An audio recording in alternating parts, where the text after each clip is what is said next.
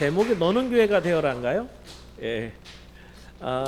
너는 교회가 되어라 한 다음에 바로 나오는 소절이 너는 소망이 되어라. 교회가 되는 이유는 세상에 소망을 주는 아주 중요한 일이죠. 그래서 죽은 영혼들을 살리는 그런 의미가 담겨 있는 아름다운 찬양을 하나님께 올렸습니다. 바라기는 우리 찬양대가 저기 가사와 제목을 자막으로 해갖고 우리 평래 선생님한테 좀 보내주세요. 그래야지 들으면서도 가사 좀 늦게 받으니까 그죠, 감동이 좀 떨어지죠, 그죠? 예, 그래서 날마다 이제 전주 이렇게 연습 끝나면 누구 한 명 딱 지정하셔서 그래서 넘겨주시면 그러면 또 많은 성도들이 함께 은혜를 누리면서 찬양을 들을 수 있을 것 같습니다. 감사합니다. 자, 8월달. 그래도 어저께 오늘 사이 많이 시원해졌죠. 예, 저쪽은 안 그렇습니다.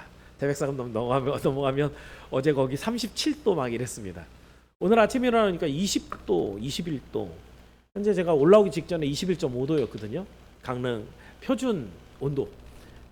참 비가 한번 싹 내리고 나니까 아무리 에어컨 틀어놔도 하루 종일 틀어놔도 안 내려가죠, 그죠?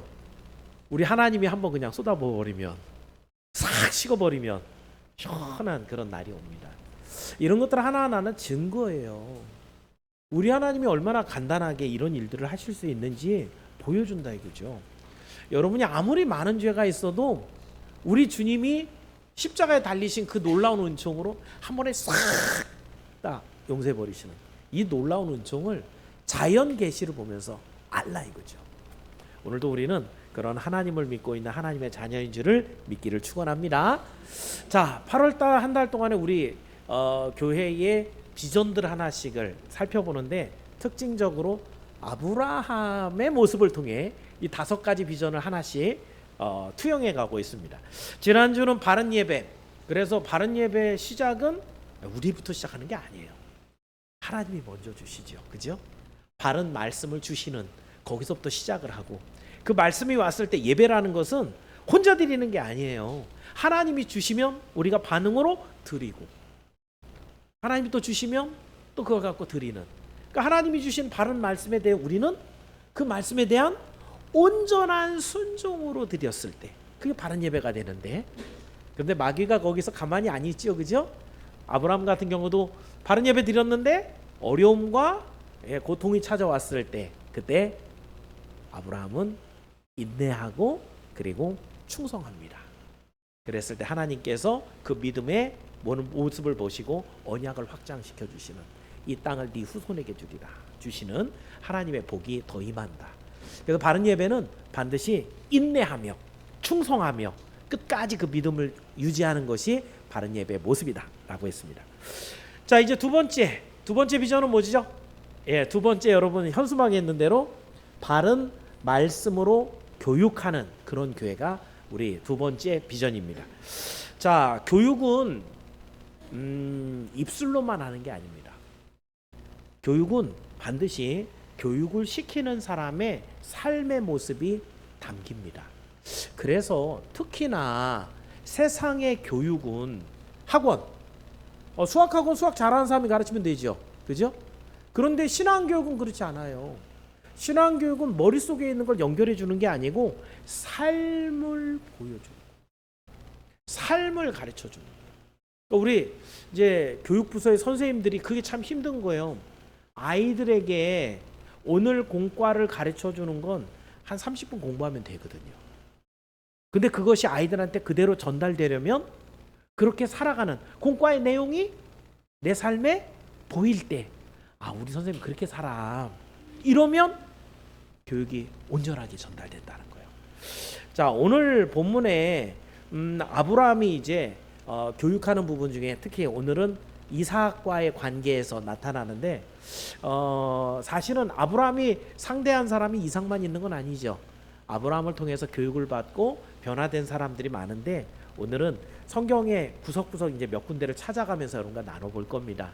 그러면서 이 아브라함과 함께 살았던 사람들이 어떤 교육, 어떤 훈련을 받고 어떤 하나님의 복을 받게 되는가 살펴보시고, 여러분의 삶에서도 여러분의 주변에 있는 특히 자녀들, 그죠? 자녀들이 좋은 믿음으로 천국 가는 백성 되길 원하죠.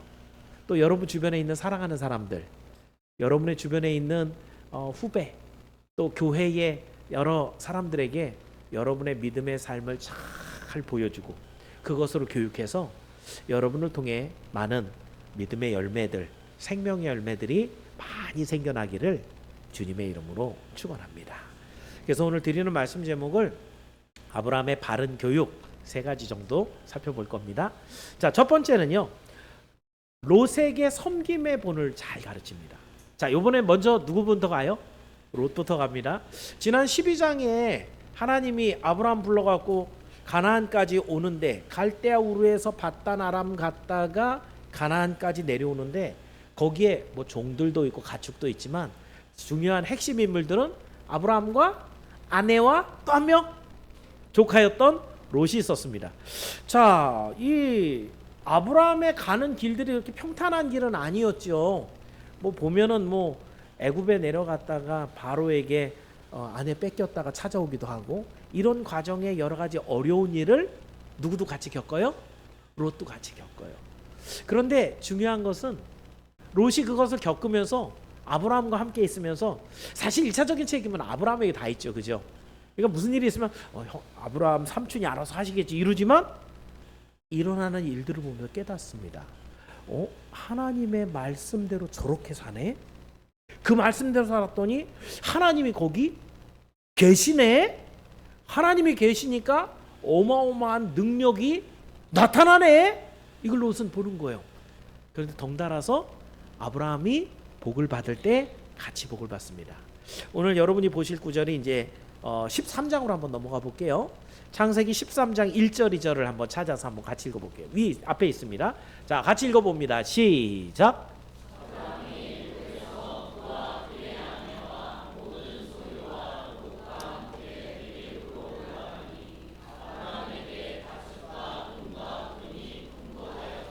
자, 아브라함에게 이렇게 써 있지만 사실은 가축과 은도 누구한테도 많아지는 거예요? 롯도 많아지는 거예요. 지난주에도 제가 그런 얘기를 간단하게 했는데 누구랑 좀 친하게 지낼 거라면 어떤 사람하고 친하는 게 좋아요? 예수 잘 믿는 사람하고 친하세요. 그럼 뭐가 있어요? 예수 잘 믿는 사람하고 있으면요, 그 사람의 믿음을 배웁니다. 믿음을 배우면 그 자리에 누가 있냐면 하나님이 같이 계세요. 믿음의 사람하고 같이 지내다 보면 이 사람이 복 받는 자리에 나도 있어요. 덩달아서 나도 뭐예요? 복도 받고 하나님도 함께하면서 하나님의 은총을 누리는 사람이 된다는 거죠. 그래서 되도록이면 믿음 좋은 사람은 밥 사줘 가면서 그렇게 친하게 지내세요. 오늘 본문에 롯이 의도치는 않았을 거예요. 그죠? 그렇지만 아브라함 삼촌이 야 나랑 같이 하나님이 인도하는 곳으로 가자 그랬을 때 따라 나섰죠. 그죠? 일단 가면 혼자 갈 수는 없잖아요. 그죠? 잘 따라다녔는데 결국 풍성한 그런 복을 받습니다. 얼마나 많은 복을 받았냐면 13장 9절을 볼게요. 자, 9절 올려주시고 읽어봅니다. 시작.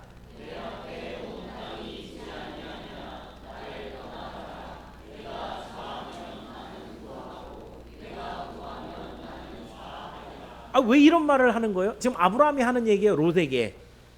둘이 받은 복이 얼마나 많은지 양떼가 많아져 갖고 그 들판에 이 두 집이 같이 있으면 먹일 풀이 없는 거예요. 아니 얼마나 많으면 도대체 지금이야 뭐 다 아파트고 아스팔트니까 뭐 풀밭 얼마 안 되지만 옛날에는 지천이 다 풀밭이었단 말이에요. 그죠? 근데 양이 얼마나 많길래 두 집이 먹을 양이 없어 갖고 맨날 목자들끼리 싸웠어요. 그러니까 아브라함이 야 롯 일로 와봐. 너하고 나하고 같이 살면 맨날 이렇게 밑에 있는 사람 싸우니까 우리 나눠 가자. 너 저쪽으로 가는데 네가 오른쪽 가면 내가 왼쪽 가고 네가 왼쪽 가면 내가 오른쪽 가고 그렇게 할게 라고 얘기합니다. 자, 그랬더니 롯도 알고 있었던 거예요. 그죠? 밑에 있는 목자들이 맨날 보고하잖아요. 아 오늘도 다 못 먹였어요 막. 그죠? 그러니까 롯도 생각하고 있었던 부분인데 삼촌이 야 이렇게 헤어지자 그랬더니 먼저 선택권을 줬죠. 그죠? 그래서 어떻게 해요? 자, 여기 내용은 제가 안 올렸는데 물이 넉넉하고 풀이 많은 소돔 온 땅. 그때는 정말 하나님께서 소돔을 멸망시키지 않았을 때이기 때문에 물이 많고 풀이 많은 그곳을 덥석 먼저 삼촌 나 이쪽 갈래요. 상대적으로 그러면은 이 아브라함이 남아 있는 것은 헤브론의 이 마물의 상수리 수풀이었는데 소돔보다는 좀 좋은 곳일까요? 안 좋은 곳일까요? 척박하고 황폐한 곳이 바로 이 헤브론에 있는 마물의 상수리 나무 있는 곳이었어요. 자, 여기서 그러면 아브라함 왜 그런 거예요? 우리말에도 있죠. 사랑은 무슨 사랑이다? 내리사랑이다. 아무리 자녀들이 부모를 사랑해도 부모가 사랑한 것만큼 못해요. 근데 나중에 자기가 깨닫고 그걸 누구한테 해요? 자녀들한테. 그 자녀들 똑같아요. 부모님이 얼마나 사랑하는지 몰라요. 그리고 자기가 부모님 떠나신 다음에는 알고 또 자기한테 자녀한테 그러한 모습이 아마 아브라함과 롯에게도 있는 것 같아요. 롯에게 왜 네가 먼저 가, 좋은 거 네가 가져 라고 하는 것, 사랑하기 때문에. 그리고 자기를 희생해서 먼저 갈 길을 이렇게 베풀어 주는 거죠. 이걸 롯이 배웁니다. 그리고 나서 롯은 어떻게 되는가? 소돔 땅에 들어갔어요. 아까 소돔 선택했잖아요, 그죠? 근데 여러분이 생각하는 것처럼 그 소돔 땅은 죄악으로 가득한 땅이었어요. 하나님이 심판하신다 이거죠. 그런데 그 심판하는 날 무슨 일이 있었어요? 낯선 선지자 그 나그네 둘이 왔는데 이 두 사람을 섬긴 사람 누구밖에 없어요? 롯밖에 없어요. 어떻게 섬겨요?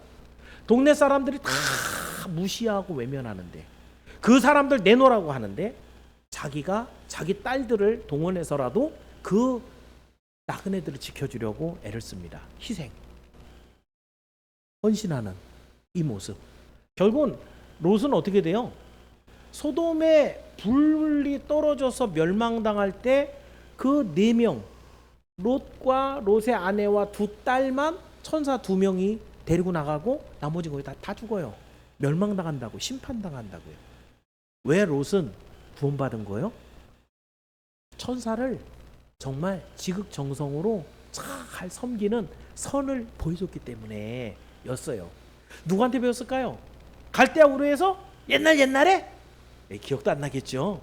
이동하면서 그 잠깐 만났던 사람들이 시간도 모자르죠. 누구에게? 분명히 제가 믿기로는 아브라함에게 배운 거예요. 아브라함이 자기를 어떻게 사랑하고 아꼈는지, 어떻게 희생하고 헌신했는지, 이걸 통해서 롯도 그걸 배우고 소돔에서 이 두 천사, 안면도 한 번도 없는 사람, 그러나 하나님이 보낸 이 두 나그네를 그렇게 섬겼을 때 결론이 뭐예요? 구원을 얻습니다. 믿음의 결말은 구원이에요. 그냥 선행을 베풀어서 누구에게 칭찬을 받고 사람들보다 조금 나은 이런 삶을 살아가는 게 아니라 믿음의 결국은 구원을. 이걸 지금 이 롯은 삼촌 아브라함에게 배운 것입니다. 여러분, 우리가 믿고 있는 믿음의 중심, 우리가 보통 믿음의 중심 그러면 예수 십자가를 얘기하죠. 십자가 핵심이 뭐예요? 사랑과 희생이에요. 사랑 없이는 십자가를 못 져요. 사랑한다고 그냥 사랑만 베푸는 게 아니라 자기를 내놔야 돼요. 희생이에요. 그래서 사랑은 수고라고 얘기합니다. 지금은 이 시대의 아이들이 굉장히 이기적입니다. 자기가 마땅히 할 일이 아니면 이거 내가 왜 해야 되는데요? 우리 모든 산업 현장에서 여러분이 눈으로 보고 있습니다. 우리 군대에서 지금 조교로 일하고 있는 우리 김현진 집사님, 이제 제대를 앞두고 이제 끝났다. 뭐가 제일 힘들었을 것 같아요? 말을 안 들어. 어쩌면 그렇게 이기적인지 나중에 가서 물어보세요. 진짜 그런지. 지금 각각의 삶의 현장에서 뭐 아산병원이 되었던 우리 거기 팀에 있는 사람들 말단이 들어왔는데 딱 팔짱 끼고 아무것도 안 해요. 나는 그거 하러 들어온 게 아닌데요? 청소? 뭐 누구 잔 닦아주는 거? 들어 옮기는 것도 안 해요. 왜 그런 거예요? 왜 그런 거예요? 자기밖에 몰라요. 왜 그렇게 됐을까요? 이 시대가 정말 독특하고 이상한 놈들만 태어났나요? 누가 기른 거예요? 우리가 길렀어요. 교육의 문제라는 거죠. 우리가 우리 자식을 너는 잘 살아야 돼 이렇게 가르친 거예요. 다른 사람이 하는 거 넌 알아야 돼. 네가 수고하지 말아야 돼. 이렇게 가르친 거예요. 사랑이 없어진 거예요. 희생이 없어진 거예요. 그래서 우리 아이들이 MZ세대 이상한 애들이 된 거예요. 걔네들이 인권이 있어서 더 인권이 대단한 유럽이나 미국 사람들은요, 자기를 희생할 줄 알아요. 방향이 틀려 먹었다는 거예요. 하나님의 말씀대로 우리는 예수 십자가의 은총, 그의 희생, 이걸 통해서 우리는 구원을 받았는데 이건 내 것! 그리고 나는 안 내놓는 거죠. 이것은 우리가 교육하는 방법이 아니라는 거예요. 오늘 예수님께서 걸어가신 길, 사랑과 희생으로 우리를 살리셨다고 한다면 우리는 또한 사랑과 희생으로 삶의 모범을 보여 우리 자녀들을 믿음으로 길러내야 됩니다. 여러분이 원하는 것, 제가 여기다 이렇게 써놨어요. 이기적으로 살면 소돔을 차지할 수는 있지만 소돔이 불타는 날 빠져나올 수는 없습니다. 이기적으로 살면 소돔을 차지할 수는 있지만 소돔이 불타는 날 빠져나올 수는 없습니다. 여러분이 자녀를 신앙교육 시키는 이유가 뭐예요? 심판의 날 불못에 던져지지 않고 하나님의 영광에 천국에 들어가게 하는 게 목적이죠. 그렇다면 말씀대로 가르쳐야 됩니다. 우리 아이들에게 사랑과 희생을 가르쳐서 예수 그리스도의 사랑을 몸에 배게 하고, 세상에서 그러면 MZ세대가 가득인데, 저는 이럴 때가 교회가 아주 획기적인 하나님의 일들을 할 때라고 생각을 해요. 세상의 모든 아이들 한번 보면 다 어때요? 아주 지밖에 모르는 그런 아이들인데 여기서 제대로 공부를 하고 제대로 훈련받은 애들은 세상에 가서 일한다 이거죠. 여러분이 만약에 상관이에요. 누구를 더 승진시키려고 고과를 할 때 더 점수를 줄 것 같아요? 누구를 데려다가 여러분 밑에서 가르칠 것 같아요? 이건 당연한 얘기예요. 이런 아이들이 높은 자리에 올라가서 세상에 영향력을 끼칠 때 예수 십자가의 복음을 가지고 세상에 말할 때 이 세상은 변화될 수 있는 기회를 얻는 거예요. 지금 이 세대의 아이들이 잘못했다고 꾸짖지 마시고 우리가 잘못한 것을 깨닫고 우리 아이들을 바르게 길러서 그 다음 세대는 완전히 그리스도의 그 놀라운 물결이 흘러버리는 우리나라를 만들어가는 저와 여러분 그리고 여러분의 자녀가 되기를 주님의 이름으로 축원합니다. 자, 두 번째입니다. 첫 번째는 그래서 롯에게는 사랑과 희생을 가르쳤고요. 두 번째, 가병들에게는 믿음의 용기를 가르칩니다. 자, 롯에게 근데 지금 이제 롯에 이건 마지막 빠져나왔던 얘기고 소돔에 사는 동안에 또 위기가 있었어요. 그 뭐냐면 그돌라오메리가라고 하는 아주 강력한 왕이 4개국의 나라를 합쳐갖고 소돔 땅을 침략한 거죠. 이겼어요. 그래서 소돔이 졌단 말이에요. 그래갖고 소돔에 있는 모든 사람들과 롯도 포로로 다 잡혀갔어요. 이거를 아브라함이 들었어요. 자, 이 내용, 자 14장 13절 올라와 있는데 한번 읽어볼까요? 시작.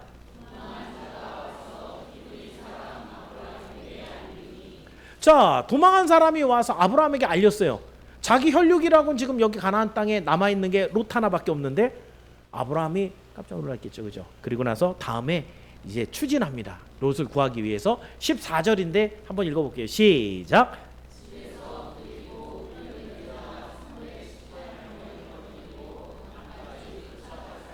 자, 여기에는 이렇게 돼 있는데 이제 여기에 추가된 사람은 아까 마물의 상수리나무 숲풀 근처에 살았다 그랬잖아요. 거기서 에스골의 골짜기에 있는 형제들, 거기 있는 족속들과 같이 연맹을 맺어서 같이 살고 있었어요.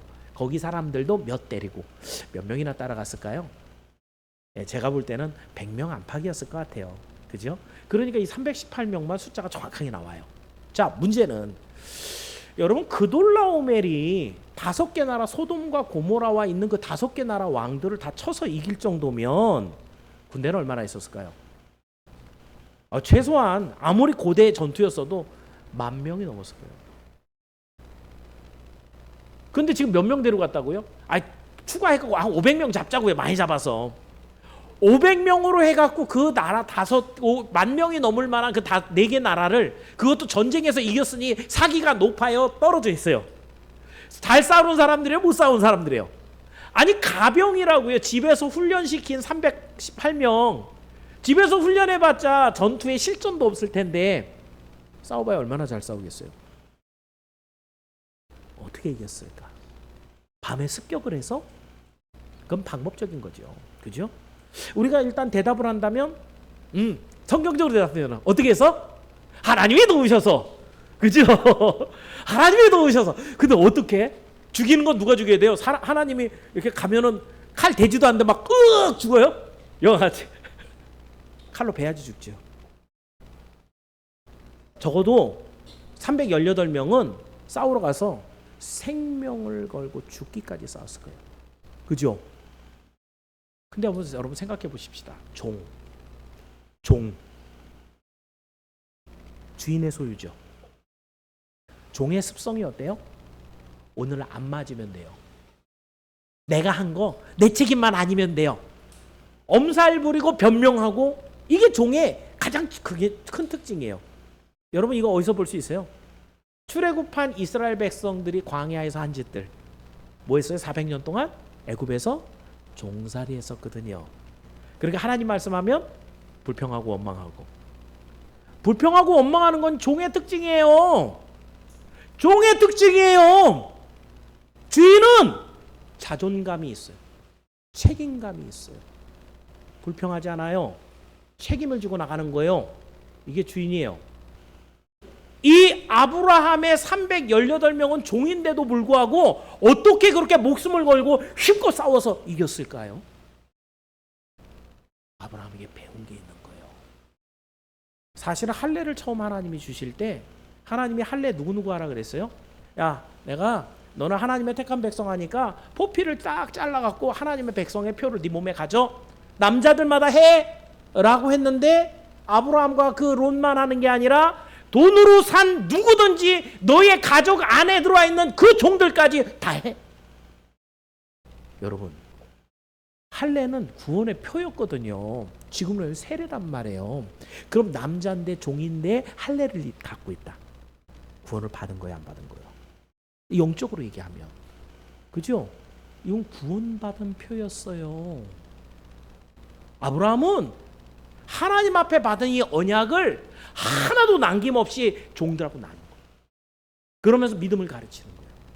그 종들에게, 여러분 나이 많은 이 종이 나중에 이삭을 데리러 가는 그 장면, 종의 대표였죠. 그죠?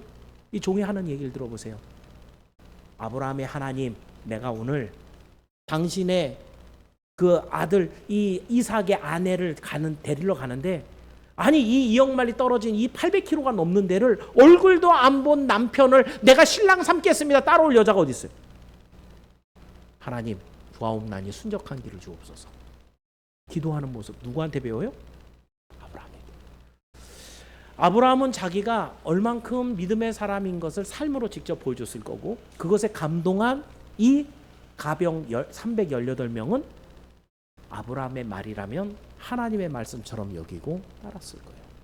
그래서 그 밤에 그 아브라함의 명령대로 전쟁에 참전할 때 생명을 걸고 싸울 수 있었던 거죠. 자, 그렇다고 한다면 여러분, 오늘 우리는 이런 용감한 믿음, 우리가 갖고 있는 믿음은 얼마나 용감한 것인가? 사실은 목회를 하다 보면요, 목사는 좀 무거울 때가 있어요. 말을 한마디 한 것을 책임을 져야 됩니다. 그런데 여러분, 만약에 목사가 얘기를 해놓고 야, 이건 안 될 것 같아, 이거 힘들다, 그리고 주춤주춤 뒷걸음질 치면 우리 성도들은 어떻게 할까요? 네, 그 믿음의 전쟁에서 등 돌리고 막 도망갈 거예요. 그죠? 목사도 뒷걸음질 치는데, 그죠? 하나님이 시킨 일이 있는데 장로가 머뭇거리고 권사가 망설이고 있으면 선교팀장이 여러 가지 일들 되면서 자꾸 내빼려고 하면 그 사이에 성도들은 어떻게 해요? 이 싸움을 하지 말아야 되는 수만 가지 이유를 쫙 따두고 다 도망가 버려요.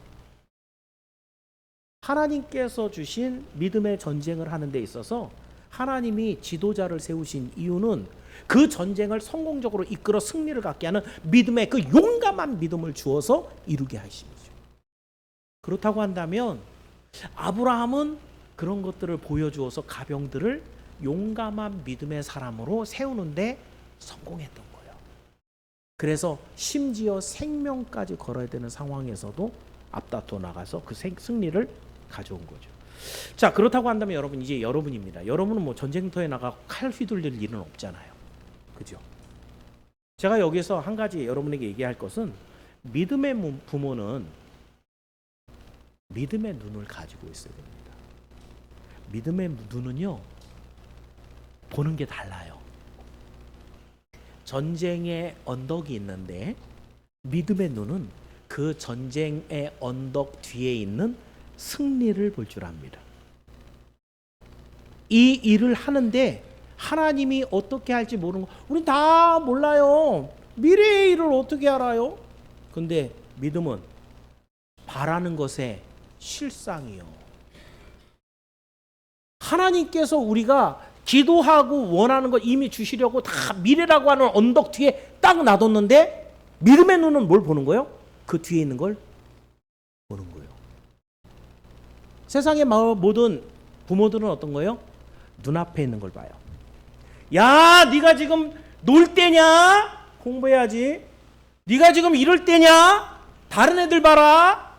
앞에 있는 것만 봐요.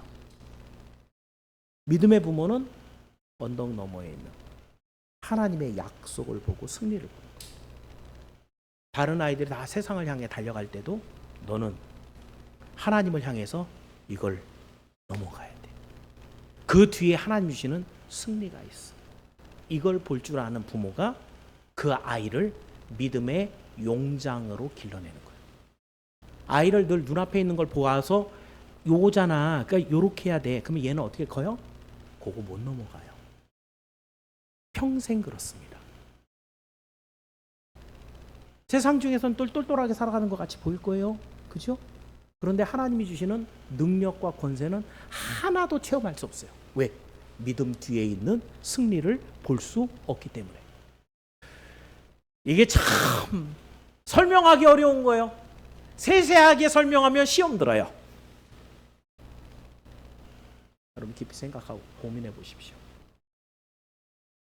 네, 제가 이번에 그 수련회를 이제 우리 전교회 수련회를 가면서 일부러 아무것도 안 가르쳐 드렸어요. 일부러 아무것도 안 가르쳐. 다 세워놨어요. 총괄 세워놓고 뭐 식당부 뭐 다 세워놨어요. 저는 어떤 문제가 터질 건 알았어요. 왜냐면 많이 해봤으니까. 뭐 집회 당연히 준비하면 돼요. 거기에 연극 대회, 우리 뭐 코너 학습 재밌었잖아요, 그죠? 생각지도 못했던 여러 가지 일들이 막 벌어지는데 여러분이 걱정하고 고민했던 것들 하나도 벌어지지 않아요, 그죠? 벌어지지 않아요. 딱 하고 야 재밌었다, 그죠?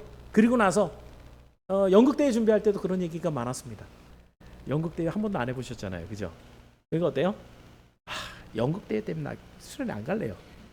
농담이었죠, 그죠? 그렇지만 그런 분들도 있어요. 왜? 안 보이는 거예요. 안 보이는 거예요. 해본 적이 없어서, 그죠? 해본 사람, 뭐 제가 믿음으로 간 건 아니에요. 경험으로 갔지만 해본 사람은 뭐예요? 한번 가보세요. 다 돼요. 그러고 갔어요. 그런데 정말 됩니다. 끝나고 나니까 강평에는 제가 강평에 못 들어갔어요. 강평에 한다고 얘기를 했는데 제가 깜빡하고 예배 끝나고 사택에 들어가는 바람에, 근데 강평이 끝나고 있는데 강평에 내용이 올라왔는데 다 그러네요. 이걸 미리 했으면 좋았는데 다음번에 미리 할 겁니다. 다음번에 할 수 있다는 거예요. 왜? 넘어가 봤기 때문에. 여러분의 자녀들 어떻게 기를 겁니까? 요 언덕을 못 넘어가서 맨날 그 언저리에서 놀다가 세상 속에서 남겨둘 겁니까? 한번 훌쩍 넘겨줘 볼 겁니까? 아이들의 생각하는 사고와 바라보는 시야가 달라지는 거예요. 하나님이 하시는 것을 볼 줄 아는 영안이 열리는 거예요. 이건 부모에게 달렸습니다. 부모가 그 눈이 없으면 자녀에게도 그 눈은 없어요. 기억하셔서 제가 자주 쓰는 내용 중에 하나, 우리 속담 중에서도 좋은 말이 꽤 있어요. 용장 밑에 약조롭다. 우리의 가장 대장 되신 분이 누구예요? 예수님이에요. 그 예수님이 계시록에 보면 어떻게 오신대요? 백마 타고 이한검으로 다 싹 쓸어버리신대요. 용장 중에 용장, 누구도 이길 수 없는. 우린 그분의 밑에 병사들이에요. 우리 주님이 잘 싸우니까 나는 대충 해도 돼. 예요? 저는 이 속담이 되게 마음에 들어요. 우리 주님이 용장이라면 나는 그 밑에서 싸우는 용맹한 병사가 돼서 이 318명처럼 예, 아브라함 주인님 가겠습니다. 승리를 찾아오라. 그 롯을 구해오라.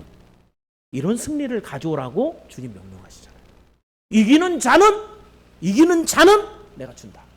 약속하셨잖아요. 기억하면서 여러분도 주님께서 주시는 그 믿음 가지고 용맹한 믿음 갖고 주저하지 말고 하나님 앞에 나아가는 그 싸움을 싸우는 여러분 모두 되기를 주님의 이름으로 축원합니다. 자, 마지막으로 이제 오늘 본문이죠. 본문에서 이제 이삭에게는 순종의 믿음을 가르칩니다.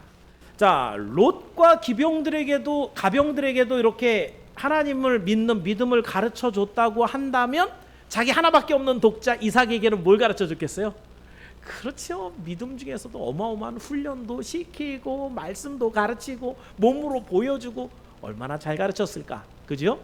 자, 어찌되었던 그러면서 오늘 사건이 성경에 기록되어 있는 이삭을 가르쳤던 아주 대표적인 사건입니다. 자, 하나님은 이제 아브라함에게 나타나서 오늘 22장 1절에서 얘기죠. 네 아들, 네 사랑하는 독자 이삭을 내가 지시하는 산에서 번제로 드려라. 번제라는 건 죽여야 됩니다. 죽여서 이렇게 조각을 내갖고 다 태워버린 게 번제예요. 자, 이랬을 때 아브라함 어떻게 해요? 아브라함의 믿음이 분명합니다. 다시 믿음이 분명하다는 얘기는 간단하다는 거예요. 꼭 기억하십시오. 믿음은 복잡하면 안 돼요. 믿음은 간단한 거예요. 하나님 말씀하시면 오케이, 아멘 가는 거예요. 아브라함에게 주신 하나님의 약속 뭐였는데요? 네 아들 독자를 통해서 내가 세상에 수많은 후손들을 이삭을 통해 줄 거야. 이삭이 아직 10대 중반이거든요. 애가 있을까요, 없을까요? 없어요. 결혼도 안 했어요. 그런 이삭이에요. 이 이삭은 나중에 하나님이 복을 줘서 많은 후손을 줄 거란 말이에요. 약속했다고요. 근데 오늘은 아브라함 때 뭐라 그래요? 이삭을 잡아. 그래갖고 번제로 드려. 헷갈리죠? 어떻게 해야 되는 거예요? 어떻게 맞는 거예요? 아브라함 간단하게 생각하는 거예요. 이삭은 분명히 하나님의 능력을 받아서 수많은 자손을 남길 거야. 그런데 오늘 나는 뭐 해야 돼요? 이삭을 잡아서 번제를 드려야 돼요. 참 어떻게 보면은 성경에서 이거만큼 정말 힘들고 어려웠던 테스트가 없었을 거예요. 갑니다. 언제 가요? 아침에 일찍 일어나요. 와이프 안 데려갑니다. 중간에 반대할까봐. 모리아산 도착해서 하인 둘 내려놓고 갑니다. 올라가서 방해하지 못하도록. 올라가면서 근데 여러분 오늘 제가 여기 써놓진 않았는데 여기에 올라가면서 뭐라 그랬는가? 하인들한테 우리가 올라가서 번제하고 그리고 너희에게 우리가 내려오리라. 자, 몇 절이냐면요. 5절. 22장 5절 제가 읽어드릴게요. 이에 아브라함이 종들에게 이르되 너희는 나귀와 함께 여기서 기다리라. 내가 아이와 함께 저기 가서 예배하고 우리가 너희에게로 돌아오리라. 우리가 되려면 지금 2명이 가는데 2명이 올라가는데 우리가 되려면 몇 명이 와야 되는 거예요? 혼자 내려오면 내가 해요. 그죠? 근데 아브라함 지금 뭐라 그래요? 우리가 이삭하고 내가 내려올 거예요. 죽이러 올라갔잖아요. 어떻게 할지 몰라요. 나머지는 하나님 거예요. 하나님이 어떻게 하실지 몰라요. 근데 나는 뭐 하러 가는 거예요? 이삭 잡는 거예요. 근데 내려오는 결과는 뭐예요? 우리가 내려오는 거예요. 또 한 번이 보여집니다. 올라가면서 이삭이 진짜 잘 배웠어요. 예배에 대한 걸 아주 전 과정을 다 꿰고 있는 거죠. 자기는 땔감 지고 아버지는 칼하고 불 들고 그때는 라이터가 없어갖고 불똥을 갖고 가야 되잖아요. 그죠? 갖고 올라가는데 뭐가 하나 없는 거죠. 가장 중요한 거. 올라가면서 뭐라 그래요? 자, 거기에 몇 절이냐면 7절. 7절 한번 읽어볼게요. 아브라함에게 물어봅니다. 시작.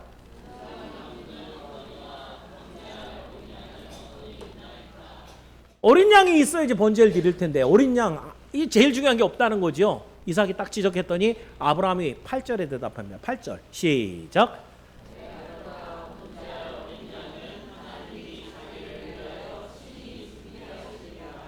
번제할 어린 양 누구예요? 이삭이죠. 하나님이 말씀한 대로는 그 아들을 죽여갖고 번제잖아요. 그러니까 번제할 어린 양은 너야 라고 얘기하는데 너야 그러면 도망갈까봐 둘러대갖고 하나님이 자기를 위해서 준비하실 거 이러고 하는 걸까요? 어때요? 아브라함 믿는 거죠. 내가 죽이면 하나님이 살리시든지 아니면 죽지 않게 어떤 상황을 만들든지 나는 일단 이 이삭을 죽인다는 거죠. 이삭은 하나님이 살려서 당신이 받을 어린 양 받으시고 그리고 준비하실 거야. 사실 이것 때문에 그 다음 내용이 어떻게 돼요? 이삭 대신 뭐가 있어요? 수풀에 뿔이 걸려있는 순양이 있어요. 아브라함의 말 그대로 돼버려요. 믿음의 사람은 하나님 앞에 간구한 모든 내용들이 알고 한 얘기 아니란 말이에요. 근데 그 기도한 대로 하나님 다 준비시켜버리는 거죠. 그죠? 자, 그래서 올라갑니다. 그랬는데 이렇게 믿음의 삶을 배웠던 이삭은 어린 나이인데도 불구하고 하나님 앞에 그 말씀 앞에 순종하는 삶을 살고 있었어요. 그래서 그 아버지가 말할 때 그것을 그대로 따릅니다. 자, 9절 말씀 한번 읽어볼까요? 자, 올라갔습니다. 자, 읽어볼게요. 시작.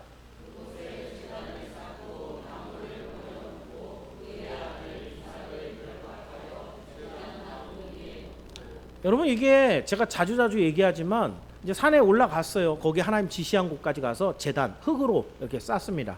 그리고 나서 그 위에다가 이제 나무 놓고 불 피울 준비해 놓고 그리고 거기에 결박한 어린 양을 올려요. 어린 양을 결박할 때 이렇게 양손과 양발을 다 묶어갖고 앞발과 뒷발이죠. 양손과 양발이 아니고 앞발과 뒷발을 묶어갖고 같이 묶어요. 그럼 어떻게 돼요? 얘는 꼼짝 못해요. 양들은 그렇게 묶어갖고 일단 얹어놓고 그 다음에 경정맥 따갖고 피 흘린 다음에 그 다음에 각을 뜹니다. 누구를 묶어요 지금? 그의 아들 이삭을 결박. 이게 뭐 요렇게 잘 묶었을 거 아닐 것 같아요. 제 생각에는 뭐같이 양 하듯이 앞에 손, 발 그리고 둘을 같이 묶어요. 폼 안 나오죠? 그 묶는 과정에 이삭이 알았을까요? 몰랐을까요? 그동안 숱한 제사를 아버지랑 같이 드렸는데 그렇게 묶는 순간에 내가 뭐 하는 거라는 걸 몰랐을까요? 알았을까요? 알았죠. 여러분 당시에 그러면 아브라함이 100세에 이삭을 낳았어요. 그죠? 그럼 보통 이제 성경학자는 한 15살 된 거로 보거든요. 이삭을. 우리 15살 누구 믿습니까? 우리 지석이가 15이지. 그죠? 저 친구가 15살. 저 친구는 꼭 올리기 어렵겠는데요. 좀 다른 친구가 없어. 근데 뭐 온빈이도 비슷해. 중요한 거는요. 아버지 아브라함은 몇 살이에요? 115살. 눈치챘어요. 튀기 시작하면 아버지가 잡을까요? 못 잡을까요? 눈치챘어요. 묶는데 이거 묶이면 안 되겠어. 이제 묶이고 나면 끝이에요.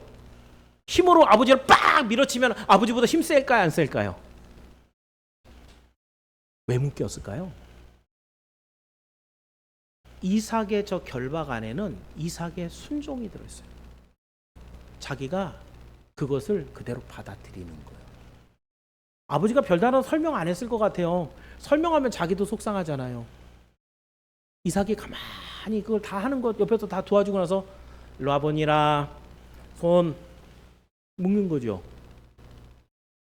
발 묶는 거죠. 그때 이삭은 알고 있어요. 뭐 하는 건지. 근데 거기서 버둥거렸다든가 도망가려고 그랬다 잡혔다든가 이런 얘기가 없어요. 뭐 하는 거예요? 아버지의 말씀에 그대로 순종하는 거예요. 그리고 진짜 올려놓고 그리고 심지어 꼼짝 못하는 상태에서 칼을 들어서 죽이려고 합니다. 하나님이 얼마나 놀라셨는지. 아브라함은 한 번만 불러도 되는데 아브라함 막습니다. 세상 사람들은 이 내용을 보면서 이런 생각을 해요. 야, 하나님 참 성격 개팍하시네. 어떻게 사랑하는 아들 하나밖에 없는 거 그거 줘놓고선 100살에 그 아들을 잡아서 죽이라 그러나? 왜? 하나님 그런 하나님 아니에요. 우리 하나님 사랑의 하나님이에요. 근데 그거 하시는 이유가 뭐예요? 내가 이제야 네가 네 아들 사랑하는 그 독자보다 나를 사랑하는지 이제 드디어 알겠다. 아셨을까요? 몰랐을까요? 아셨어요. 전지하신 하나님은 다 알고 있어요. 그런데 그의 순종을 통해 그 믿음이 진짜인지 아닌지 확인하셔요. 믿음은 가슴 속에 있는 게 아닙니다. 믿음은 생각 속에 있는 게 아니에요. 나 예수 믿어요? 입 속에 있는 게 아니에요. 믿음은 삶 속에 있는 거예요. 그 삶이 하나님의 말씀에 순종함으로 드러날 때 그게 진짜 믿음이에요. 하나님 알고 계셨다니까요. 아브라함이 자기 아들보다 나를 더 사랑하는 걸 알고 계시는데 진짜 해보자. 해보는 거. 그런데 정말 하나님의 말씀대로 아들을 죽이려고 해요. 하나님 죽이게 안 둬요. 오히려 옆에 수양까지 준비했다가 대신 그 수양을 아들 대신 번제로 드리게 합니다. 아브라함이 얼마나 감사가 있었을까요? 그 이삭이 얼마나 가슴을 쓸어내었을까요? 그러면서 아브라함을 하나님이 어떻게 생각하셨을까요? 그 순종하는 이삭, 우리가 지난 시간에 아브라함의 모습 갈대아울에서 네 가족 그 친척을 떠나 순종했다 그랬죠. 순종의 사람, 믿음은 순종의 사람인데 아브라함의 순종의 사람이라고 한다면 이삭은 진짜 순종의 사람. 아까 얘기한 대로 용장 밑에 약졸이 없는 거예요. 그 아버지의 그 아들 된 거예요. 이게 믿음의 계대예요. 여러분의 자녀를 어떻게 길러놓고 싶습니까? 여러분이 세상을 떠날 때 어느 정도의 상태가 되면 안심하고 주님 나라에 돌아갈 수 있겠습니까? 아마 아브라함은 이 일 이후에 서로 말 안 해도 다 알잖아요. 그 아들이 얼마나 믿음이 있고 착한지 순종하는지. 그 아들을 위해서 정말 뭐라도 다 해주고 싶은 그 아버지의 마음 아니겠습니까? 그 아들 아버지를 볼 때 내가 내 생명보다 아버지의 말씀을 더 순종해서 말씀대로 내가 죽을 때까지 갔었습니다. 이후에 아버지한테 아유 내가 이런 적인데 나한테 이럴 수 있어요? 이렇게 했을까요? 더욱더 그 아버지를 사랑하고 존중하고 따르는 그 믿음의 삶을 살지 않았겠습니까? 이게 믿음의 가정이죠. 그렇다고 한다면 여러분 요즘 아이들 제가 이제 되게 오랫동안 지금 아이들을 이렇게 케어를 해봤어요. 신학교 가기 전부터니까 그때도 SFC 대학부 청년부를 항상 제가 했으니까 거의 근 1990한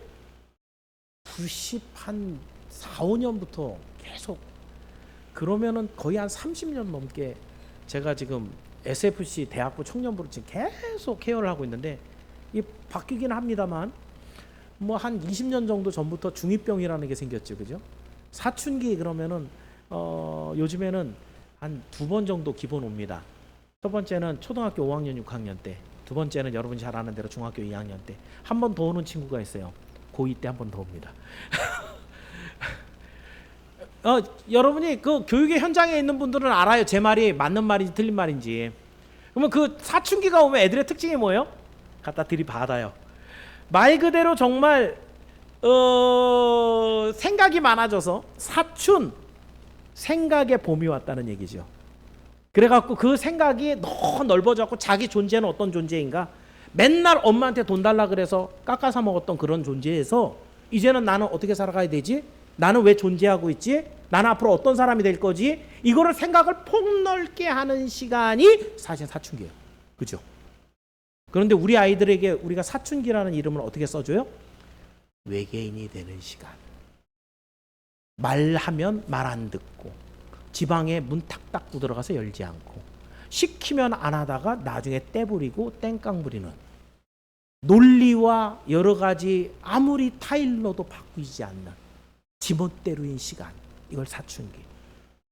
여러분 이 정의가 뭐 세상에 어떤 사전에 써 있지 않지만 여러분이 공감하고 있는 정의예요. 사춘기. 사춘기 왔어? 아우 힘들겠다.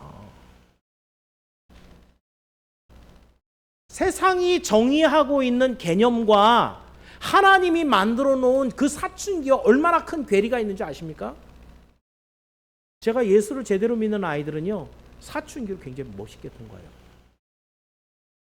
제가 매일 물어보거든요. 애들 제가 픽업하는 이유가 아이들하고 그래도 얘기할 수 있는 시간. 딱 태우면, 야, 더운데 어떻게 지냈어? 야, 이제 뭐 하고 싶냐? 일주일 동안 생각해 봤어? 저는 어디 가보고 싶은데요. 그럼 그거 하고 이거 한번 해봐. 근데 너 있잖아, 계속 물어봐요. 뭘 하고 싶은지, 그걸 통해 갖고 하나님 앞에 넌 뭘 드릴 수 있는지, 그걸 준비하면서 너의 인생이, 너의 가치가 어떻게 바뀔 것인지 계속 생각하게 해요. 사실 지가 해야 되는 건데 워낙 이 세상은 이거에 빠져 있어요. 유튜브가 주는 그 모든 알고리즘을 그냥 따라가는 것뿐이에요. 그걸 알아도 그만, 몰라도 그만인데 시간 가는 줄 모르게 그거 다 써버리고 나서는 시간이 없대. 생각할 시간도 없고 자기를 개발할 시간도 없어요. 여기서 우리 아이들을 건져내야 됩니다. 근데 왜 사춘기를 그렇게 통과하게 될까요? 왜냐하면 그때부터는 엄마 아빠가 보이거든요. 어떤 모습이? 그 본질적인 살아가는 삶의 방식이, 자기 멋대로 살아가는, 말하고 약속 안 지키는, 세상에서 모습과 집에서의 모습이 다른. 그래서 결국 내가 엄마 아빠의 뒤를 따라갈 걸 생각하면 벌써부터 머리가 아파. 우리도 젊었을 때 그런 얘기 가끔 하죠. 난 엄마처럼 살지 않을 거야. 난 아빠처럼 절대로 안 살 거야. 근데 결국 크고 나면 어떻게 하고 있어요? 똑같이 살고 있죠. 뭔가 잘못된 것 같지 않으세요? 인생이 살아가는 모든 삶에 사실은 더 확실하고 더 개발되고 더 발전된 그런 모습들이 있는데 그 시간들을 우리는 우리의 잘못된 모습을 아이들에게 보여주므로 아이들도 똑같은 인생을 살게 해요. 오히려 MZ세대, 이기적이고 물질에 빠져있는 그런 세대를 살게 해요. 교육의 부재입니다. 지금 오늘 우리 무슨 얘기 나누고 있는 거예요? 바른 교회 교육에 대한 얘기를 하고 있어요. 신앙교육이 중심이지만 그 신앙교육의 핵심은 하나님의 사람으로 온전하게 세워가는 데 있어요. 그 아이를 하나님이 보내주셨는데 이 아이가 나이 먹고 그저 성인이 되는 것까지가 아니라 하나님이 사용할 수 있는 도구가 되게 하는 것. 이 아이들은 보물이거든요. 하나님이 여러분에게 맡겨준 보물들인데 이 보물들을 반짝반짝하게 빛을 내주는 것이 우리 부모들의 책임이라는 거예요. 그렇다고 한다면 여러분, 믿음의 가정에서 태어난 이 아이들을 하나님의 말씀을 길러내길 바랍니다. 거기에 첫째는 부모가 바르게 서야 됩니다.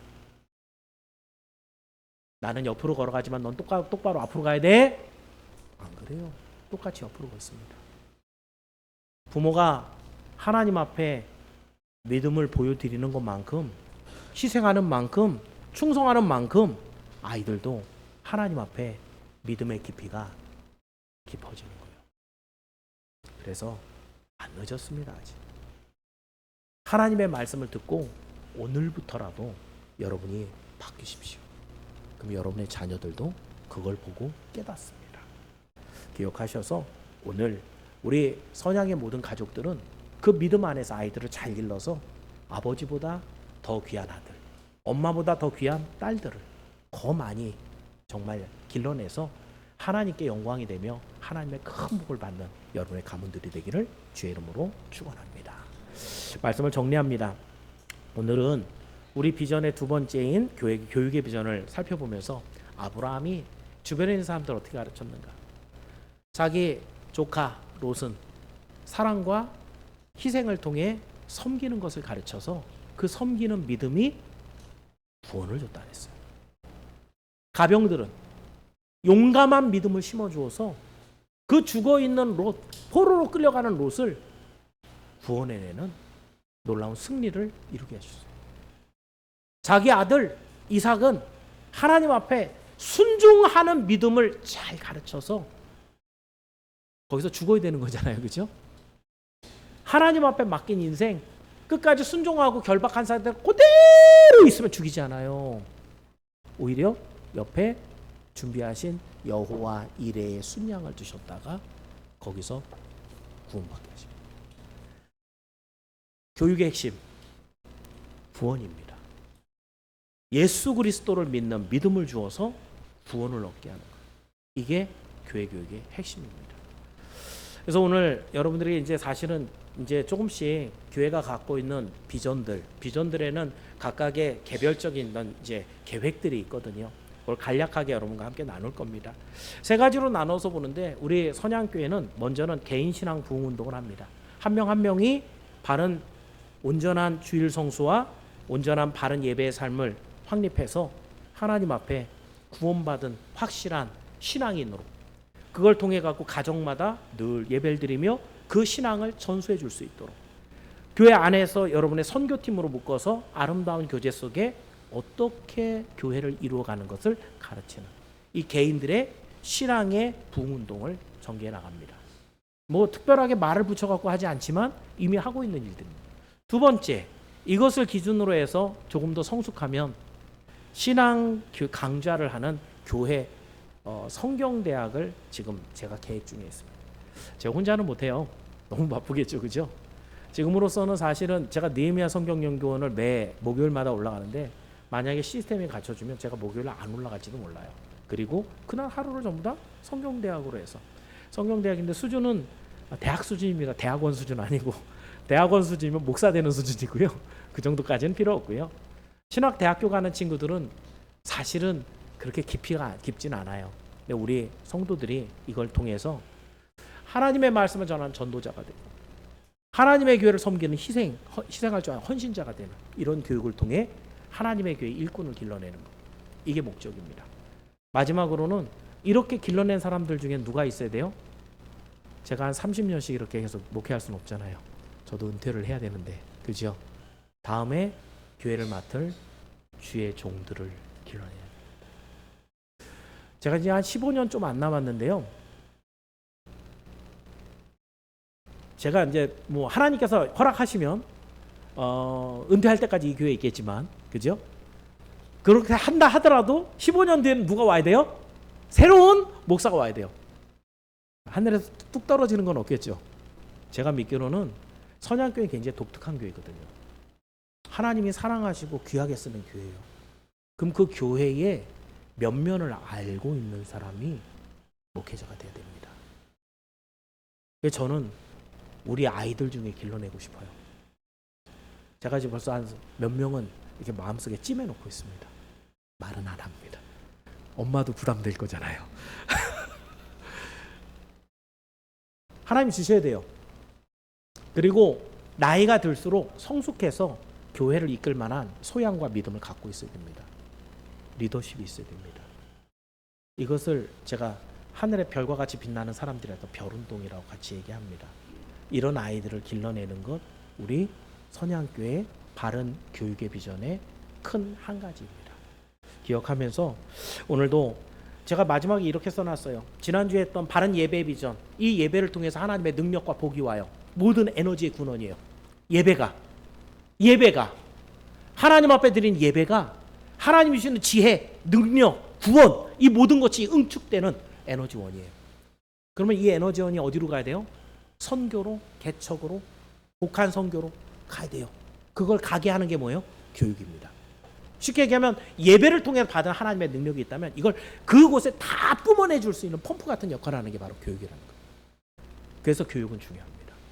여러분들이 이 비전들을 가슴에 품고 성도들 한 명 한 명이 교회 비전과 공유해서 함께 합력할 때 우리 선양교회 교육은 생명을 살리는 교회를 세우는 하나님 기뻐하는 교육이 되어서 우리 하나님께서 귀하게 쓰시는 우리 선양교회 그리고 여러분 모두가 되기를 주님의 이름으로 축원합니다. 기도하겠습니다. 은혜로우신 하나님 감사합니다. 오늘 선양교회 두 번째 비전인 바른 교육의 비전을 가지고 나누었습니다. 참으로 아브라함은 자기 주변에 있던 사람들을 멋지게 길러냈습니다. 자기 조카든 자기 밑에 있는 가병들이든 그리고 귀한 아들까지 하나님이 정말 칭찬할 만한 그 교육의 열매들이 있었습니다. 이제 우리가 이 말씀 하나하나를 살펴보면서 우리 교회에도 이런 열매가 있기를 바라며 믿음 다하여 열심을 다하여 이 교육에 함께 합력하기를 원합니다. 먼저는 우리 가정들의 복을 주시옵소서. 가장들에게 용감한 믿음, 순결한 믿음, 순종하는 믿음을 주셔서 이제 그 자녀들에게 믿음이 그대로 계대가 되는 역사가 있게 하여 주옵소서. 우리 선교팀들의 팀장님들에게 하나님께서 은혜와 은총을 더하여 주셔서 그 팀원들을 정말 그 선교팀장님만큼이나 아름다운 믿음으로 자라가게 도와주시옵소서.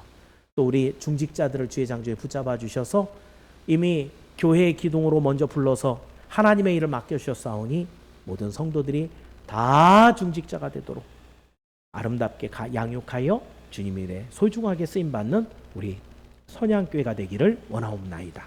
주님, 우리 가운데 계시며 우리를 가르쳐 주옵소서. 겸손히 배워 주님의 뒤를 따라가는 주의 닮은 제자들이 되게 하여 주옵소서. 예수님의 이름으로 기도하옵나이다. 우리 함께 찬송가